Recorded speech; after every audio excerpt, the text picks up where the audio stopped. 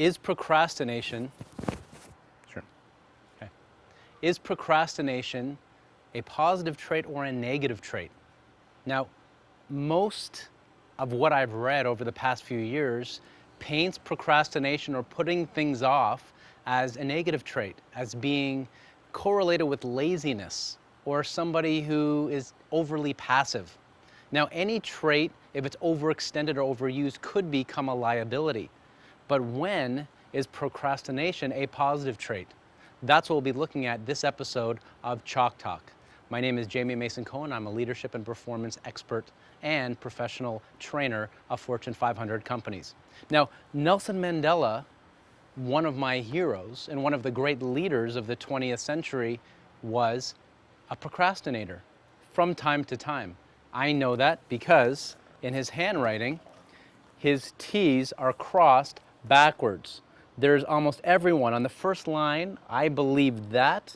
I'm going to show you what that looks like, and I see that throughout his actual handwriting, and that is a sample, a copy of Mandela's letters.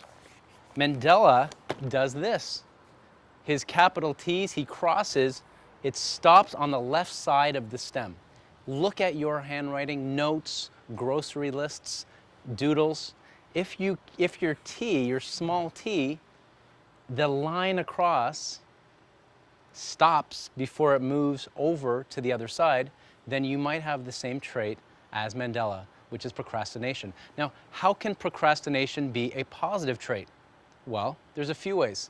Number one is people like Mandela and George Washington were known to leave important decisions to the last possible moment that they needed to make those important decisions. They didn't rush through by jumping in spontaneously or impulsively to take action and then try to swim their way out of it afterwards. They waited to the last possible moment. The second thing is procrastination has been correlated to creativity. Is that sometimes when people are focused on something else, their best ideas come to them when they're in the shower, when they're jogging. So it has its benefits. And third, sometimes when we're doing something else, like cleaning up, decluttering, ideas come to us because our mind is focused on other things. I recently was procrastinating starting a business blog. I didn't really want to start it even though I have a lot of content. I did it by hiring an SEO company to help me build my SEO. And they said to me, you need a blog in order to build your SEO. Number one way, even better than video. So I said, fine. So by starting that blog, by hiring someone on Upwork to help me get the structure of the blog, not only have I started a blog, which now I have good momentum moving forward, which helps my SEO in the long term, I found a way to have my procrastination work for me. Now, what can procrastination teach us about when it's overextended?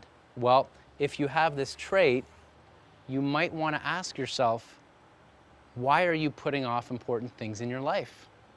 What's stopping you from doing them? Is it something that you don't find valuable? Because on the opposite end, the negative aspect of procrastination might be that you are compromising your relationships professionally with other people in your life. They want to move forward on a project, but you're not doing your part. You said that you were going to work on certain things and add value and be useful, but for whatever reason, you've decided, either consciously or unconsciously, that it's not worth your time or something else is more valuable. So here's one way that you can improve your ability to not procrastinate in the areas where active focus would be better than passive procrastination. BJ Fogg, a habit expert at Stanford University who studied habits over the past 20 years of what makes an effective habit, he said that if you can connect something that you do every day to the new habit, then the new habit can stick. So for example, actually I'm going to stop there. I'm not going to put that whole last part.